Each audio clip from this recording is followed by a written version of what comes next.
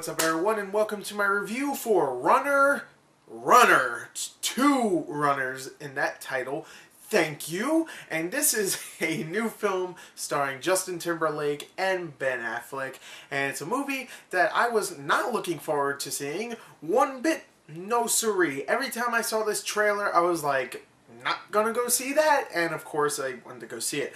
But it looked lame, it really did. I was not looking forward to it one bit, and especially since it's been getting terrible reviews. So, I'm just gonna make this intro short. Let's get in to the movie review with the story. Alright, so the story for Runner Runner follows Richie First, played by Justin Timberlake, who is a Princeton college student who just can't quite pay the bills of the college. I mean, he has like $20,000 due in a week and $60,000 just to graduate from the school, and he barely has any money. So he decides, you know what? Might as well gamble it all. The money he has, he gambles in online poker, and he loses it all. And he's like, oh man, I was doing so good. How did I lose it all out of nowhere? Then he realizes, oh wait, I was cheated. So this is what he decides to do. He goes to Costa Rica, where the guy that owns this poker company is, and he decides to go to the head of this company and say, hey, I was cheated, can I please have my money back? And of course this guy is played by Ben Affleck. And Ben Affleck's like, no, why? And he's like, oh man, that sucks, I need to go get my money back. But then Ben Affleck's like, you know what? I could actually use you. Here's your money back, but if you want more, work for me and I'll get you to do some stuff for me. Whatever, math stuff, numbers and stuff. You do that. You like numbers, right, boy? And Justin Timberlake's like, yeah, because he was in, what was he in? He was in NSYNC, right? Yeah, he sings. So he said it like that. And the rest of the movie is exactly what you think is going to happen.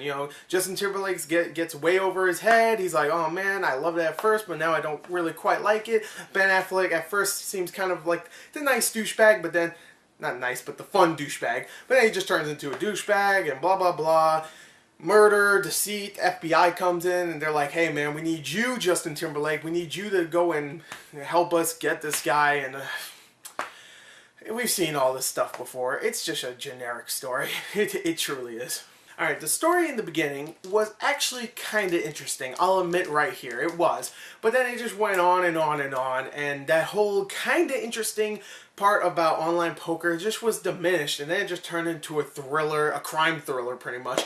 And it was so generic. We've seen movies like this so many times. The dialogue itself is pretty terrible, to be honest. I mean, there's some funny parts here and there, but for the most part, it's terrible. The acting isn't especially good either. Justin Timberlake, while he's not terrible here, he's just not a very interesting main lead. And I still haven't seen a movie besides Social Network where I can just see his talent. But, I mean, guy can sing, I guess, sure, but I haven't seen a movie yet, besides Social Network, where he is actually very good. And, Social Network, he was good, but he wasn't the lead character. I want to see him in a lead role where he actually just emotes, and it just does something that is actually praiseworthy. I don't know, he's just not that great in this film. Gemma Arterton is just there to look really hot, and I mean, she looks great. She's actually pretty good in the movie for the most part. And Ben Affleck is there to actually be pretty funny at times, but he doesn't have much.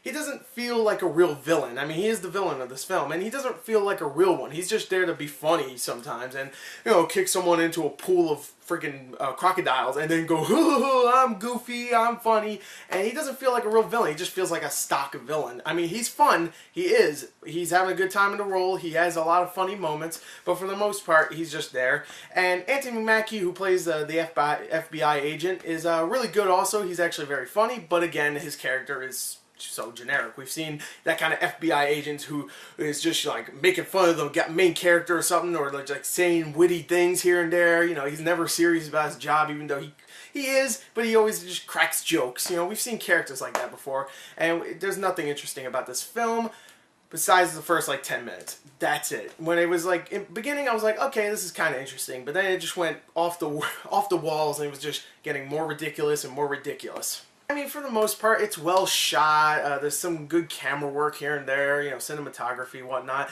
Soundtrack isn't that bad either. The editing at times can be very sloppy, especially when people are running, which is only two scenes that are people are running and the camera's trying to catch up with them, but it's incredibly shaky. You have no idea what's going on, which is funny. There's running in the film. It's called Runner Runner. and it's completely shaky and you can't see what the hell is going on. So I know that it doesn't mean that kind of runner, okay? Before someone says it in the comments. But it has some decent things here and there. Again, Ben Affleck was fun. So was Anthony Mackie.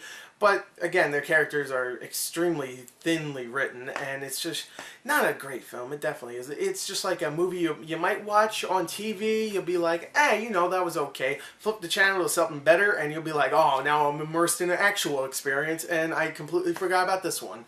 So I'm going to give Runner Runner, which, by the way, this movie goes by really quick. It's only 90 minutes, which is perfect for what it's called, Runner Runner.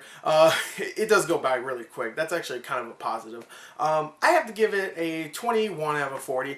Nothing amazing, nothing bad either. Some fun things, but not worth your money. So check it out when it's out on DVD or cable or whatnot.